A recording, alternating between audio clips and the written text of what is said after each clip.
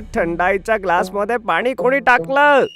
गट्टू खूपच मजेने या तिघांवरती पाणी उडवू लागतो, पण थोड्या वेळानंतर त्याला आपल्या मित्रांची काळजी वाटते. चिंकी, आता पाणी बंद कर. चिंकी पाईपवाल्या नळाला बंद करते. तेव्हा कुठे हरी, बंटी आणि पिंकीच्या जीवात जीव येतो. त्यानंतर चिंकी हसत हसत बाहेर येते. हरी, बंटी आणि पिंकीला भिजलेलं बघून ते खूप खुश होते.